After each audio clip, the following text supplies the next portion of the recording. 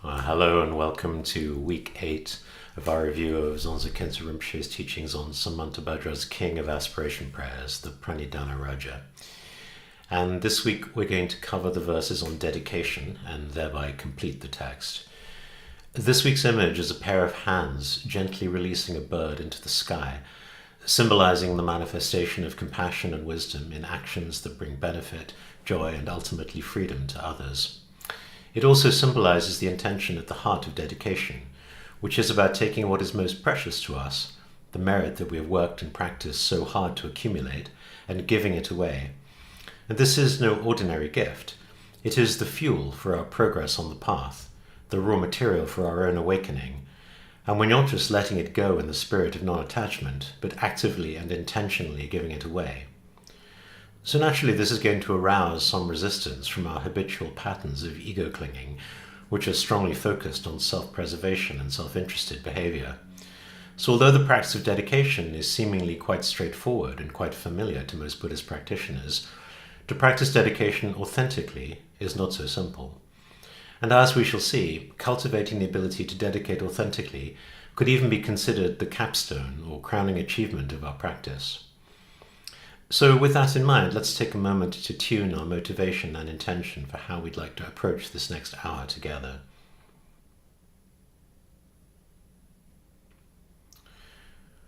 Okay, so the themes for this week, firstly dedication. And in keeping with our week's title, we're going to spend most of our time on the subject of dedication. We'll review the basics of dedication as they're presented in the Nindra practice, and then also explore what a more non-dual practice of dedication might look like. And secondly, Pure Lands. As we'll see, an important part of the dedication in the Pranidhana Raja includes dedicating the merits so we might be reborn in Amitabha's pure land of Sukhavati. So we'll also spend some time talking about how we might understand the concept of Pure Lands. Okay, so first two verses, 55 and 56, which are about dedicating following the Bodhisattvas and Buddhas. Just as the Bodhisattva Manjushri attained omniscience and Samantabhadra too, all these merits now I dedicate to train and follow in their footsteps. As all the victorious Buddhas of the past, present and future praise dedication as supreme, so now I dedicate all these roots of virtue for all beings to perfect good actions. So in these two verses we dedicate the merit of having made these aspirations so that we will be able to follow the aspiration and conduct of Manjushri and Samantabhadra, including the way they practice dedication during their own journeys on the Bodhisattva path. We also make the aspiration or commitment to dedicate the merit in the same way that the Buddhas of past, present and future dedicate their merit. These verses are similar to verses 41 to 44 that we talked about last week, where we aspired to make aspiration in the way of all the Buddhas and Bodhisattvas of the three times, and in particular in the way of Samantabhadra and Manjushri. By aspiring in this way, our aspiration encompasses all the vast and profound aspirations of these enlightened beings, even those that we cannot really understand at the moment. It's like an insurance policy, a way to ensure we don't inadvertently leave anything out of our aspiration. And likewise, here in verses 55 and 56, we dedicate in the way of Manjushri, Samantabhadra, and all the Buddhas of the three times, aspiring to follow in their footsteps. This helps to ensure that our dedication is complete and all-encompassing, even though their practice of dedication is vast and profound in ways that go beyond our current understanding and realization. Now, during his teaching on the Pranidhana Raja in Bodh Gaya in 2023, Dzongsar Khyentse Rinpoche said, in terms of how to dedicate the merit, there's nothing that people can't understand.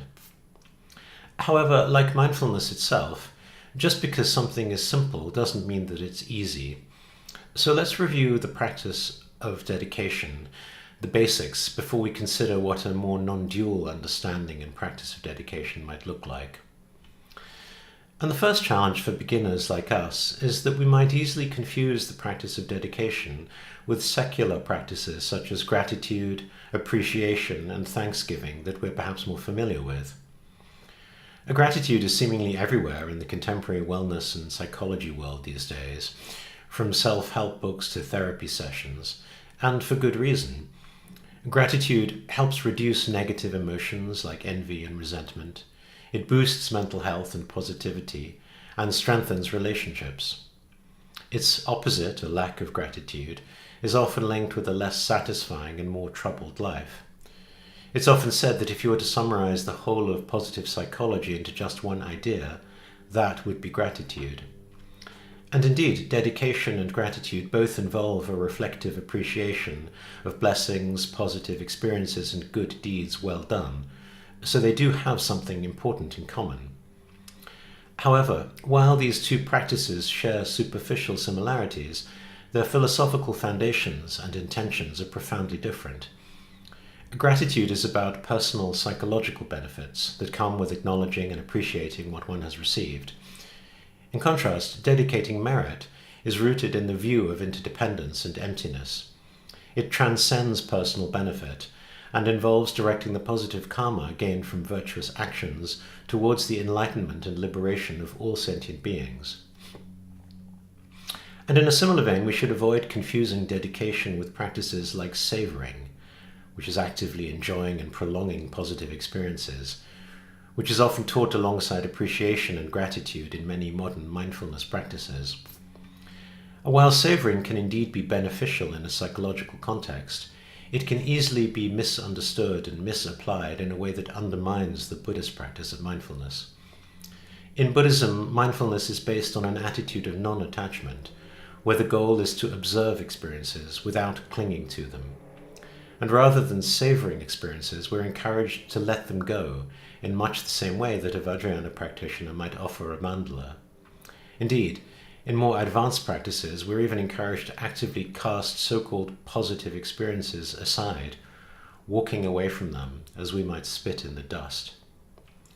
So before we go any further, let us be sure that our practice of dedication is not something more like gratitude or clinging to positive experiences, both of which correspond to falling into the eternalist extreme of solidifying, reifying, and clinging to reality.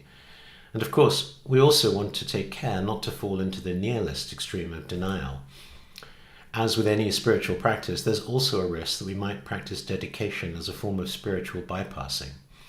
And this refers to the unfortunately all too common tendency to engage in so-called spiritual practices as a way to avoid confronting unresolved psychological issues and negative emotions. Spiritual bypassing might sometimes create a superficial appearance of calm and peace, but at the cost of unresolved issues that will eventually undermine our progress on the Bodhisattva path. So, as with the rest of our practice, it's important for us to be self-aware and honest with ourselves about what we're actually doing when we practice dedication, and ensure that our foundations are solid. So now let's turn to the way that dedication is presented in Buddhism. In week 2, we talked about the importance of the 3 supreme methods, which are good in the beginning, good in the middle, and good in the end. These 3 are an essential foundation for any Dharma practice or activity that we might engage in, from offering a single candle to an extensive ninja or sadhana practice, or even in our post-meditation activities in our work and relationships in everyday life. The 3 supreme methods are articulated in a popular quotation from Longchenpa.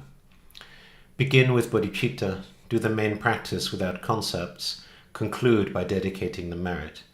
These, together and complete, are the 3 vital supports for progressing on the path to liberation. Now, as Longchenpa says, in any Mahayana practice, such as reciting this Pranidhana Raja, we begin with bodhicitta, the aspiration to attain enlightenment for the benefit of all beings. And we're not just aspiring to be able to bring them relatively worldly benefit, but the ultimate benefit of enlightenment.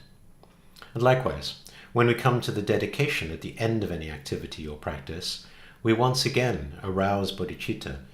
We dedicate any merit we might have generated, not only towards our own enlightenment, but also for the benefit and enlightenment of all sentient beings. And although the altruistic intention of dedication is no different from that of aspiration, for many of us it goes against our habits more strongly. Yes, as practitioners, we all know that our Buddhist practice aims to undermine and challenge our habits of self-clinging and ego. But we all grew up in the conventional world, and we all learned some version of the rule that good and bad deeds will lead to rewards and punishments. We tell our children if they are good and nice, we'll give them some kind of treat as a reward, just as our parents told us when we were children. The whole logic of Christmas gifts works this way. Santa Claus checks his list to see who has been naughty or nice, and the good children are rewarded with presents. And even if we didn't grow up in a culture that celebrates Christmas, we're all part of systems that work in the same way. We know that we should reward good Uber drivers with 5-star ratings, and we're suspicious when a driver's rating drops much below 5. We look forward to getting a bonus if our annual performance appraisal at work is good. We might even hope that we'll be given a promotion. In other words, we intuitively understand and value the system of rewards, even if it's not always perfectly fair or meritocratic. We have all learned that it's worth being good in the beginning and good in the middle, so that we'll get our reward at the end. But the practice of dedication undermines this whole logic in the most radical way. We've practiced diligently to accumulate merit and good karma, which is perhaps our most treasured and valuable possession, because unlike worldly wealth and power, this is the only thing that allows us to make progress on our Buddhist path. And yet, now we're being asked to give it all away, including, and especially, to other sentient beings who haven't even done any practice, or who are actively causing harm in the world. They might not even be people that we like. This is not the way of Santa Claus. So we should not be too taken aback if we do not find the practice of dedication at least somewhat unreasonable and unfair, because it goes against a lifetime of behavioral conditioning. And equally, we shouldn't be surprised if our egos attempt to twist what is meant to be a selfless practice into something that ends up feeling more like a personal reward. If you've ever been to a Buddhist teaching, it's quite likely you may have witnessed the spectacle of students trying to get the best seats at the front, right by the teacher. This can sometimes look like the seemingly life and death struggle of overly competitive hotel guests trying to get the best deck chairs by the pool or by the beach. So this should give us pause. After all, if we aren't always able to practice altruism and selflessness, even in settings where we're surrounded by Buddhist imagery and reminders of the path, it shouldn't be surprising if we sometimes might fall short of our best selves at other times and occasions. And Rinpoche often says that when we recite the bodhicitta aspiration to liberate all sentient beings, it can sometimes end up as merely mouthing words. The verses are so vast and grand that sometimes they don't really touch us. So he suggests we can start by trying to be genuinely kind to just one person. For example, the person closest to us in our ordinary worldly life. And then we can extend from there. So likewise, next time we're at a Dharma teaching, perhaps we can practice dedicating the merit of being able to attend the teaching by offering the best seats to someone else. After all, if our dedication is not an expression of genuine altruism, selflessness, and bodhicitta, it is all too easy for us to fall back into old egoic habits, and for our Dharma practice to become self-serving and ultimately fruitless. And of course, this isn't just a contemporary problem, but a timeless challenge to human nature. The Zen tradition has a story about this, called Reciting Sutras. A farmer requested a Tendai priest to recite sutras for his wife, who had died. After the recitation was over, the farmer asked, "Do you think my wife will gain merit from this?" "Not only your wife, but all sentient beings will benefit from the recitation of sutras," answered the priest. "If you say all sentient beings will benefit," said the farmer, "my wife may be very weak, and others will take advantage of her, getting the benefit she should have. So please recite sutras just for her." The priest explained it was the desire of a Buddhist to offer blessings and wish merit for every living being. "That is a fine teaching," concluded the farmer, "but please make one exception. I have a neighbor who is rough and mean to me. Just exclude him from all those sentient beings." Okay, so in verses 55 and 56, we're aspiring to dedicate our practice in the manner of the great bodhisattvas like Samantabhadra and Manjushri. So let's explore what this means in a little more depth. And here I'm going to draw in particular on three Nundro commentaries. So Dzongsar Khyentse Rinpoche's Nundro commentary, Not for Happiness. His Holiness Dudjom Rinpoche's Nundro commentary, A Torch Lighting the Way to Freedom. And Patrul Rinpoche's Nundro commentary, The Words of My Perfect Teacher. So first, altruism. As we've already discussed, we need to ensure that our dedication is genuinely altruistic and directed towards all sentient beings, for both their relative benefit and ultimate enlightenment.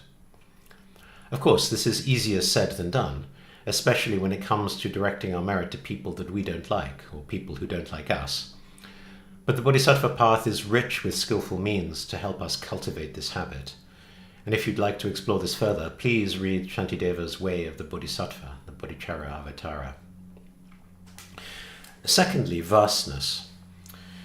So another aspect of dedicating in the manner of Samantabhadra is to make our dedication genuinely vast, which we talked about last week, especially in our discussion of maximalism and minimalism in Buddhist practice.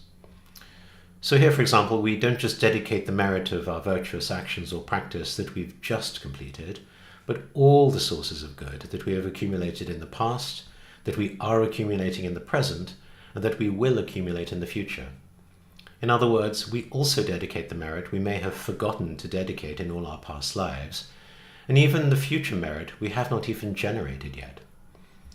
And likewise, we don't just dedicate all the sources of good from our own actions, but also those from the good actions of all other beings in the three times. At first glance, this might seem a little strange to give away something we might not have even obtained, or that is not ours. But as we saw last week, as practitioners of the non-dual view, we need to get used to this kind of vast thinking. Now, in his commentary, Dudjom Rinpoche says we can dedicate positive deeds regardless of when they are done, who does them, or what form they take. And these positive actions can be classified according to 5 groups of 3 criteria. First, we can classify them in terms of 3 kinds of doer. They're positive actions performed by oneself, those done by others, and those done by both. Second, in terms of the 3 times. They're good deeds performed in the past, those being performed at present, and those that will be performed in the future. Third, in terms of the 3 ways in which they're accomplished. There are good deeds performed with the body, with speech, and with the mind. Fourth, in terms of the actual action that is meritorious. There's virtue that arises from giving, from discipline, and from meditation. Fifth, in terms of the fully ripened effect. There are positive acts consistent with worldly ends, those consistent with liberation, in other words nirvana, which is the aim of the Shravakayana path, and those consistent with omniscience, or complete enlightenment, the aim of the Mahayana path. Now he recommends that all these 5 sets of 3 can and should be included in one's dedication. And in particular, among all of these, he points out that the most important is the merit that comes from meditation. Like all Buddhist practices, the practice of dedication is also a skillful means, or upaya. It is part of the vast toolkit of the Mahayana path to train our minds and clean the dirt from our window. And the practice of meditation is at the heart of how we do this. Okay, a third aspect is emptiness. As we've seen in previous weeks, we should always ensure that our cultivation and practice of skillful means is never separated from the wisdom of non-duality. And in the words of my perfect teacher, Patrul Rinpoche identifies this crucial aspect of dedication by saying that we should seal it with emptiness. So what does this mean? According to the Mahayana view of shunyata, or emptiness, everything is empty of inherent existence. This includes actions, like performing a good deed, the concept of merit, in other words, the positive karmic value assigned to these actions, and also the identities involved, like gift, giver, and receiver. These are all conceptual labels that we apply to the interdependent events of our experience. However, even though merit, actions, and identities are all empty, they still function and have effects through the principle of interdependent origination. In his book, Not for Happiness, Dzongsar Khyentse Rinpoche explains that while practicing or performing Dharma activities, we should remain constantly aware that everything we do and experience is illusory. He gives the example that if we prick our flesh, we feel pain. The pain feels real because we're so used to the idea that phenomena are truly existing. So to counteract this tendency, we need to get used to the idea that all our experiences, feelings, thoughts, and actions are interpretations created by our mind. Here again, Rinpoche is talking about sealing our experience with emptiness, the truth that no phenomena have any truly existing identity or nature of their own. In other words, whatever reality or seeming truth we might perceive or impute is created by our own minds. And being able to consistently seal our practice with emptiness means getting used to the view and practice, indeed of sealing it with emptiness. And getting used to this means reminding ourselves about it over and over again. No matter how simple our Dharma activity, for example, offering a flower to our teacher, we can remind ourselves that although we aspire to accumulate merit by making the offering, in reality, the idea or story that we're accumulating merit is itself a creation of our mind. There is no such thing as a truly existing meritorious, good, or holy activity. If we can get used to this way of thinking, it will have a profound effect on the way we function, not least because we'll be less caught in defilements like pride and jealousy. And so, as Rinpoche says, when our teacher throws the flower that we offered to the ground without even glancing at it, we won't mind at all. And likewise, because of emptiness, we're free to choose our attitude at all times. So we're free to choose a vast and grand attitude towards our dedication. And as Rinpoche says, we should be ambitious here. We shouldn't settle for simple kindness when nothing less than a full-fledged mind of bodhicitta is what is needed. The greater the view, the more merit we will accumulate, even when all we do is light a candle. And here, as Rinpoche says, if you light a candle merely as a decoration of the living room, your motivation is that of an ordinary person. If you light it and dedicate the merit to further your own progress on the path, so you can eventually escape from samsara, then you have the attitude cultivated Shravakayana practitioners. If you light the candle and dedicate the merit for the enlightenment of all sentient beings, your attitude is the same as that of Bodhisattvayana or Mahayana practitioners. And if you consider the candle to be the light of wisdom that illuminates all sentient beings, with the dedication that wherever its light falls becomes the mandala, that is the attitude of a tantric practitioner. However, as Rinpoche says, most of the time we seem unable to remember these instructions, and even when we do, our attempts to put them into practice often become unnecessarily complicated. Rinpoche says, I've heard many practitioners these days say they want to do long retreats or make enormous offerings to their teacher, or some other grandiose gesture that will accumulate a great deal of merit in one go. In practice, however, they have neither the time nor the resources to do anything at all. And ironically, such gestures are really not necessary. All that any of us needs to do to accumulate a vast treasury of merit is to seal our every action with the aspiration and dedication of bodhicitta. In this way, even by offering a single flower, while thinking, may this offering ultimately benefit all sentient beings, you will accumulate immeasurable merit. So in his Nundro commentary, Torch Lighting the Way to Freedom, Dudjom Rinpoche explains that positive deeds performed from the 8th bhumi up to the level of Buddhahood are all beneficial in every respect, as Aryadeva explains in his 400 verses on the Middle Way. I'll quote, "When you, the Bhagavan, make a movement, it is never without reason. Even the breaths you take are solely for beings' benefit." So as this verse is telling us, even when Buddhas and Bodhisattvas on the pure bhumis just breathe in and out, it is exclusively for the benefit of others. So for them there is not an instant that is meaningless. Their aspiration, action, and dedication are all spontaneously accomplished. But for beginner bodhisattvas like us, who are on the path of aspiring conduct, in other words, before attaining the first bhumi, we need to intentionally cultivate and habituate ourselves to the practice of dedication. Like a hungry yak eating grass, we should take advantage of every opportunity to do so. So, as Dzongsar Khyentse Rinpoche says, Although dedication is traditionally done at the end of our practice, we don't have to wait for the end of our practice session before we dedicate. We can dedicate at any time, for example, after every prostration, so that we can be sure that none of the merit we generate is wasted. Now, of course, we can't actually dedicate any action if we are distracted. Ideally, our practice will reach the stage where we have uninterrupted, ongoing mindfulness and awareness. But right now, many of us are easily distracted. So as beginners, we can and should take advantage of obvious beginnings and endings in our practice and in our everyday life, and use them as reminders to aspire and to dedicate. And by the way, this is also standard advice in the contemporary behavioral science of how to build positive habits. If we're engaging in formal practice sessions, this is even more straightforward, as our practice texts will usually have specific verses that we recite for setting aspiration and making dedication.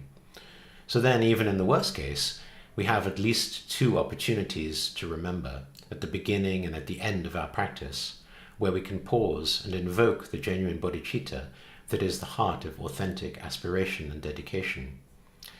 And hopefully, we'll be mindful enough to remember to insert additional opportunities to dedicate throughout our practice, and indeed throughout the rest of our day.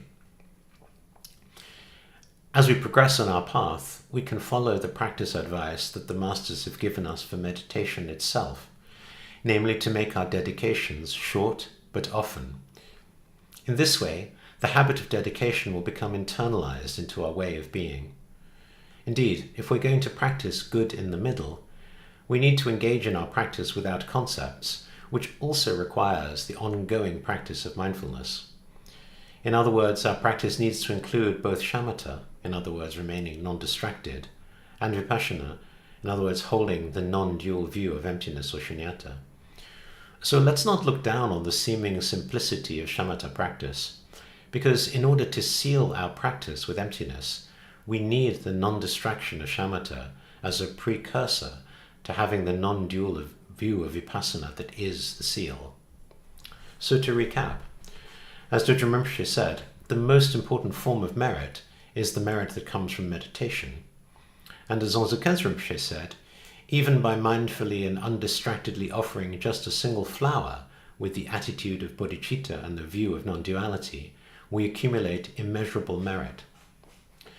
So even as we aspire to the vast and grand practices of the Mahayana and Vajrayana, we should never forget the foundations of shamatha and vipassana. And likewise, we should never look down on the teachings of the Noble Eightfold Path as something introductory. Yes, this was taught as part of the Buddha's first teaching in the deer park at Sarnath after he attained enlightenment in Bodh Gaya, but it still serves us as a valuable guide throughout our journey. And in particular, the Eightfold Path is often categorized in terms of the threefold training, or Trishiksha, and we can apply this threefold training when we practice dedication. So first, prajna, or training in wisdom. And in the Eightfold Path, the category of prajna includes the 2 practices of right view and right intention. And here in the Mahayana path, it is about cultivating the right view of emptiness and non-duality. When we're able to seal our dedication with emptiness, the distinction between self and others dissolves. Dedication is no longer seen as a transaction from a giver to a receiver, but as an expression of the fundamental interconnectedness of all beings. The merit dedicated is not owned or transferred, but is understood as a universal benefit in which all participate. Secondly, shila, or the training in moral discipline or virtue. And in the Eightfold Path, the category of shila includes the 3 practices of right speech, right action, and right livelihood. And here in the Mahayana path, the view of moral discipline and virtue is expanded into the vast and profound aspiration of bodhicitta, which, as we've seen, is an essential part of the practice of dedication. And the third practice is samadhi, or training in meditation or contemplation. And in the Eightfold Path, the category of samadhi includes the 3 practices of right effort, right mindfulness, and right concentration. And in the Mahayana and Vajrayana paths, mindfulness and non-distraction are no less vital in our practice. But now our view has expanded from the dualistic mindfulness of the Theravada path to the non-dual practices of the Mahayana and Vajrayana that go completely beyond subject and object. So to summarize, the authentic practice of dedication needs to be founded on all three of these trainings: the view of emptiness, the aspiration of bodhicitta, and the samadhi of non-distraction. And importantly, these elements are not isolated or sequential. They are continually practiced and refined together. And over time, our integrated practice deepens, leading to a profound transformation in how we experience ourselves and the world, moving ever closer to authentic dedication and the realization of enlightenment. Now, in his Nundra commentary, Dzongsar Rinpoche says that dedication is essentially a thought, that of transforming sources of good into the intention to gain enlightenment, to which we add the force of special words. He quotes from a sutra called The Array of Qualities of Manjushri's Buddha Field. Everything depends on the intention as a condition. He who makes a prayer of aspiration will accomplish that very prayer. And in his commentary he asks, what then is the difference between a dedication and a prayer of aspiration? And he observes that most scholars say that these two are different names for the same thing. However, Longchenpa clarifies by adding that for a source of good that has already been produced, the words and prayer of aspiration together constitute a dedication, while to aspire to a source of good that has not yet been produced, that is a prayer of aspiration. So in other words, aspiration and dedication are really just two words for the same thing, differing only when we introduce the dualistic distinctions of time. We've already seen that when we seal our dedication with emptiness, the distinction between self and others dissolves. But likewise, all other dualistic distinctions dissolve, including those of time. And as we become able to genuinely seal our practice in this way, then dedicating merit, which is traditionally associated with past actions, and generating aspirations, which is traditionally associated with future actions, converge into a single, unified practice of intent. We recognize that the dedication of merit for past actions and the aspiration to engage in future beneficial actions are both expressions of a compassionate and wise intent that transcends time. So when we dedicate merit, we're also setting the intention or aspiration to continue creating positive causes in the future. And conversely, when we make an aspiration, it reflects a continuation of the positive potential generated by our past actions. As our understanding of non-duality of emptiness deepens, practices like dedicating merit and making aspirations are seen not just as methods for dealing with individual actions or moments, but as continuous manifestations of an enlightened mind that sees beyond conventional time and self. We no longer see our actions as bound by temporal constraints, but rather as part of an ongoing, timeless expression of compassion and wisdom. This perspective not only deepens our practice, but also enhances the transformative power of these practices, reinforcing their role on the path to enlightenment. So in a very real sense, we can say that Samantabhadra's king of aspiration prayers is also Samantabhadra's king of dedication prayers. As the distinctions of time dissolve, endings become beginnings, and beginnings become endings. In the words of Little Gidding, one of my favorite poems by T.S. Eliot, "We shall not cease from exploration, and the end of all our exploring will be to arrive where we started and know the place for the first time." So, as we've seen, by sealing our dedication with emptiness, we go beyond the distinctions of self and others, the distinctions of past and future, and even the distinctions of aspiration and dedication. And as we hear in the fundamental teachings on mindfulness, when we remain in the present, we engage fully with our immediate experience, reducing the regret that stems from preoccupation with past memories and the anxiety that comes with our hopes and fears about what might happen in the future. We cultivate a state where our mind is undisturbed, undistracted, and at peace. But according to the highest non-dual teachings of Mahamudra and Dzogchen, there's still one more step to go. These teachings speak of the fourth time, which is not another point along the linear timeline of past, present, and future, nor is it merely an extended present. Instead, it refers to an experiential understanding of time that completely transcends the conventional division into past, present, and future. It is a realization of the state of pure awareness that is not conditioned by any conceptual understanding or limiting notion, including the limiting notion of time. This awareness is the fundamental nature of mind. There is no time in this state. It is an experience of timelessness, where the conventional dualities of time have dissolved. And this is important if we're practicing the non-dual path. When we have at least an intellectual understanding of the fourth time, it helps shed light on the practice advice where we're told not to try to extend moments of non-dual experience and pure awareness. Our masters tell us that the desire to extend these moments of non-dual awareness is an unfortunate residue from our dualistic practice of mindfulness. After all, if we're able to have an authentic experience of pure awareness and the fourth time, then it makes no sense to speak of attempting to lengthen or extend this experience, as it is literally beyond time. For the sake of communication, we may still speak of resting in the nature of mind, but ideally we go beyond the language of abiding and non-abiding. But when we attempt to talk about this state, words can only fail us. As Jigme Lingpa said, as soon as we talk, it's all contradiction. As soon as we think, it's all confusion.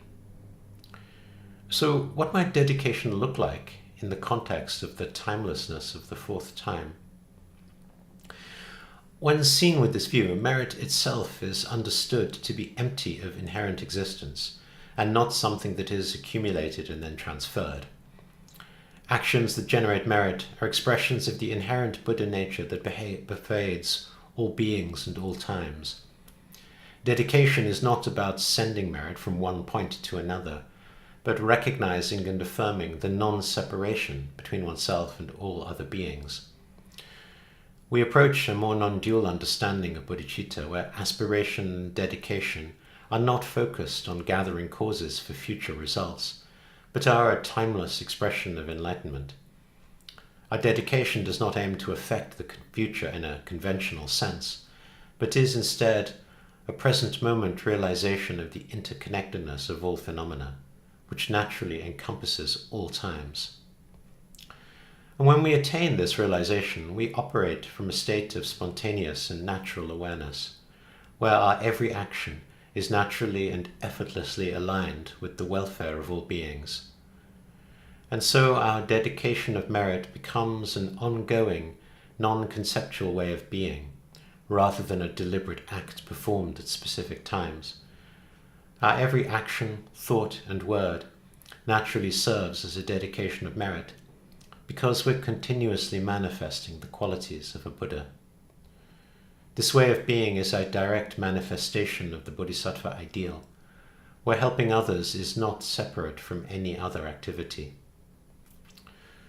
So in conclusion, when dedication of merit is understood in the context of the fourth time, it ceases to be a discrete practice, and instead becomes an integral, seamless quality of an enlightened relationship to reality.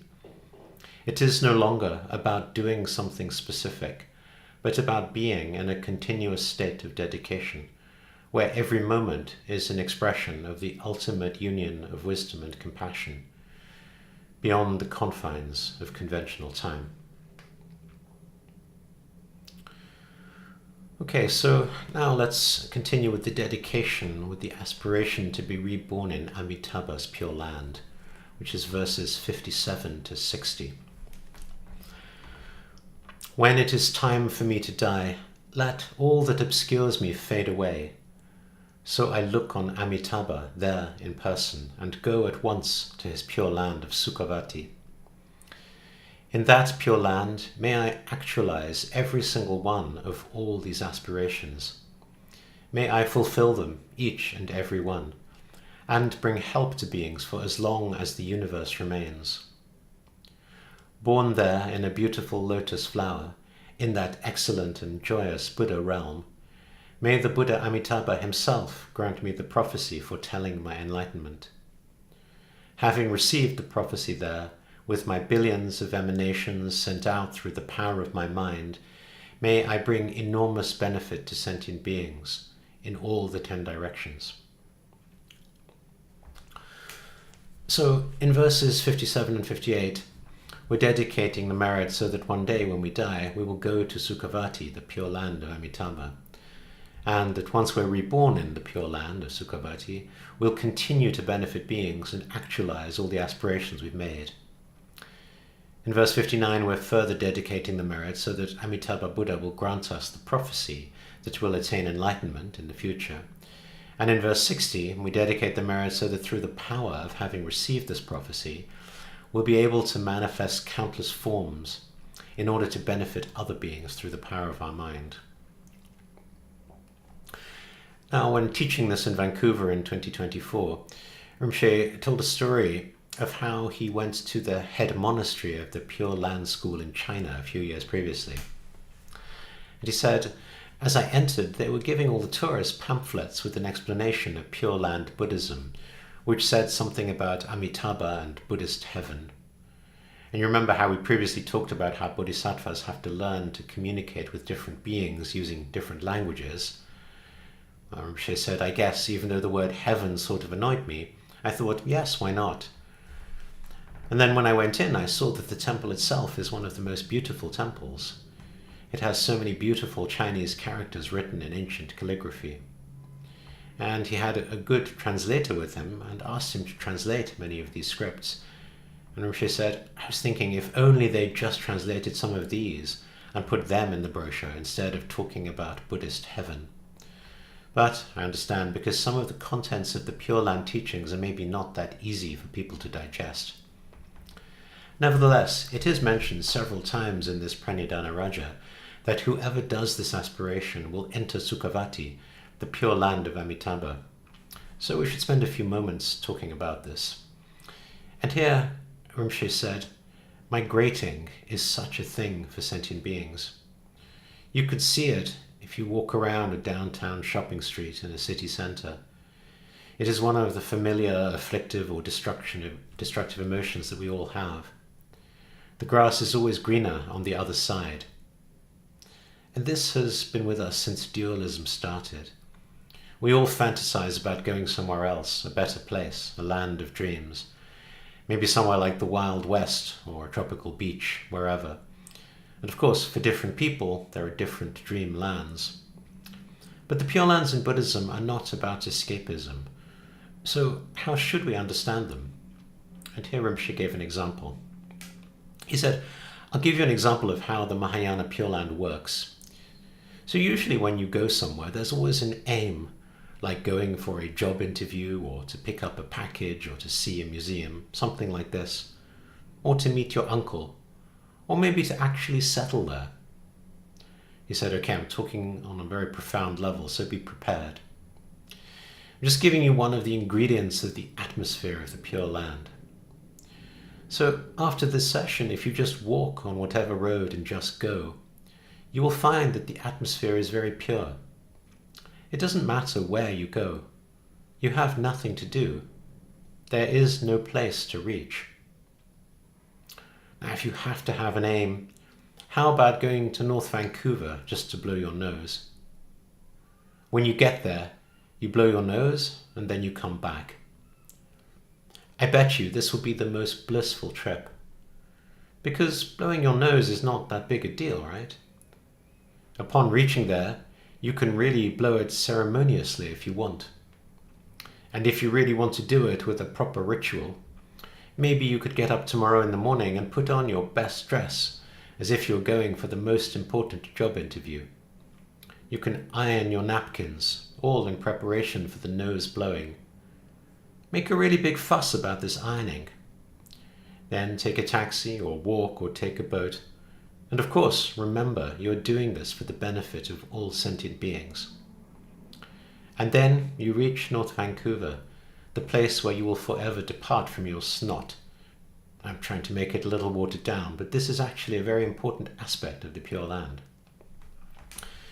But I understand, because many people, when they read the descriptions of the Pure Land, they get distracted by things like birds that speak and swimming pools. And another very important aspect of the description of the Pure Land is the ground beneath your feet. Supposedly, if you press down on it, it sinks, and if you let it go, it comes up again, like a sofa seat. And here Rinpoche said, many of these prayers were written many hundreds of years ago, when only a very small number of people could afford a sofa seat. And just imagine if all the birds started to talk.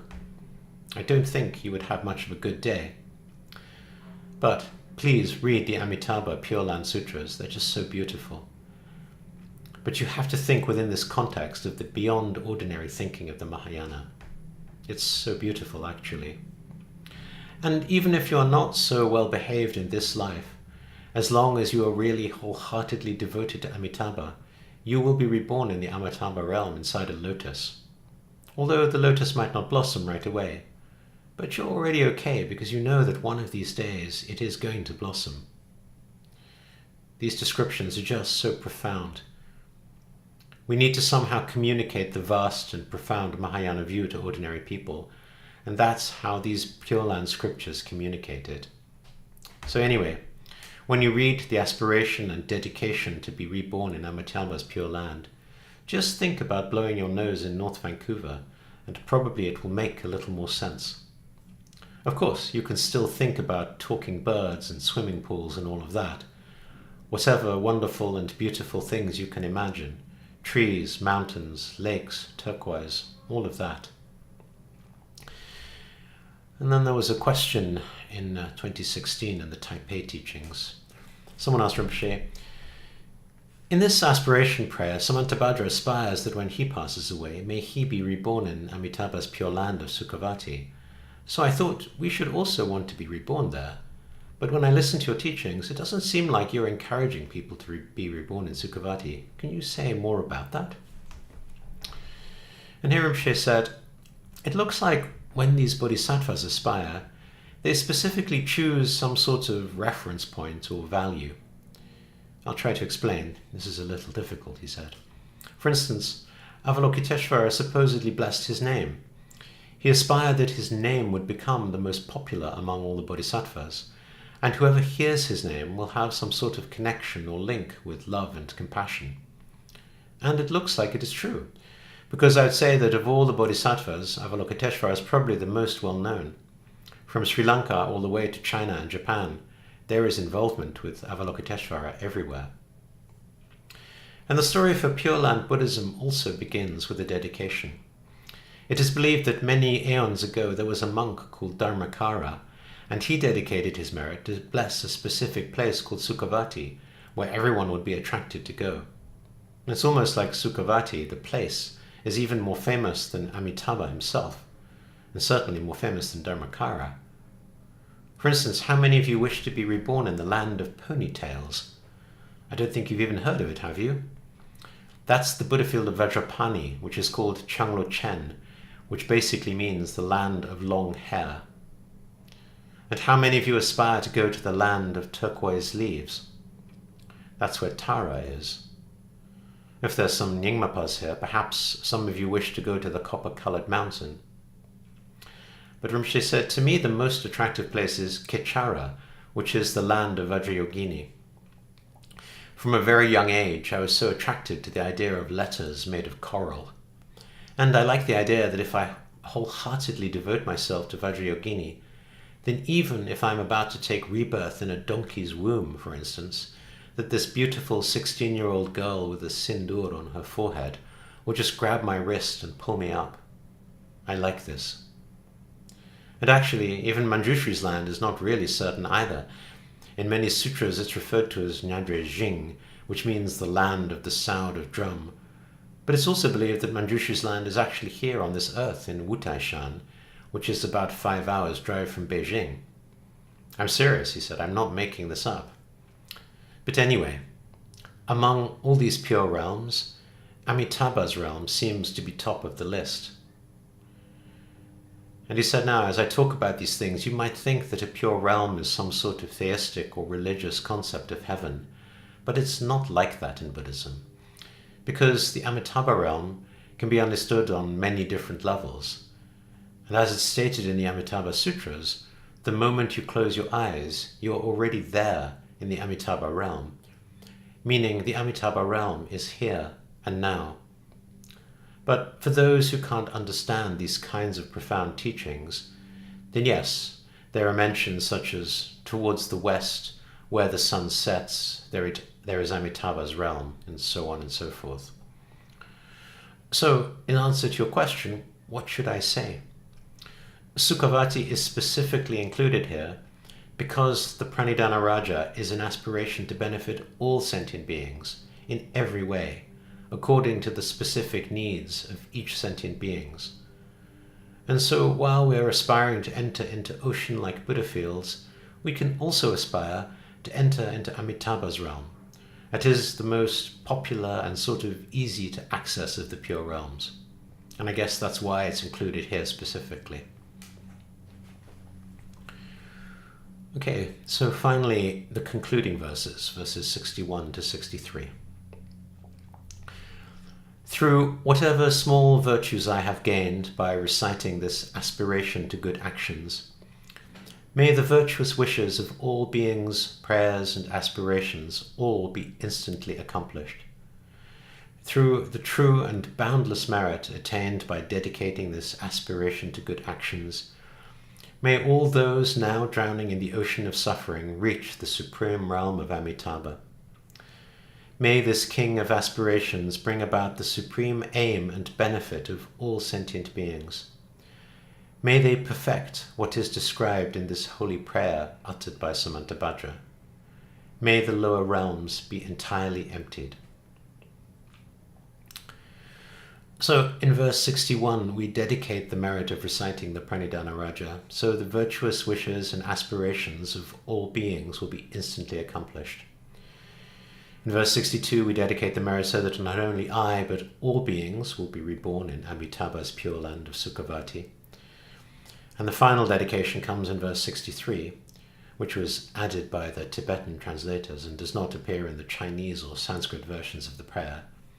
And once again, we dedicate the merit and aspire that through the benefit of this prayer, may all beings benefit, and may all the lower realms, such as the hell realms, be emptied. And so with that, we come to the end of the Pranidhana Raja. And I'd like to close this week once again with a couple of Zen stories. And returning to this week's image of releasing a bird, the first story is a lovely example of what it means to let go of a good deed. It's called Muddy Road. Tanzan and Ikido were once traveling together down a muddy road. A heavy rain was still falling. Coming around a bend, they met a lovely girl in a silk kimono and sash, unable to cross the intersection. "Come on, girl," said Tanzan at once. Lifting her in his arms, he carried her over the mud. Ikido did not speak again until that night, when they reached a lodging temple. Then he no longer could restrain himself. "We monks don't go near females," he told Tanzan, "especially not young and lovely ones. It is dangerous. Why did you do that?" "I left the girl there," said Tanzan. "Are you still carrying her?" The second story is a story about good in the end, told with one of those beautifully down-to-earth Zen examples, called Joshu Washes the Bowl. A monk told Joshu, "I have just entered the monastery. Please teach me." And Joshu asked, "Have you eaten your rice porridge?" The monk replied, "I have eaten." Joshu said, "Then you had better wash your bowl." At that moment, the monk was enlightened. Okay, so let's close by making dedication. And this week I'll actually use the lovely dedication verse by Nagarjuna. By this merit may all attain omniscience. May it defeat the enemy wrongdoing. From the stormy waves of birth, old age, sickness, and death, the ocean of samsara, may all beings be free. So I'll just give you a moment to dedicate yourself.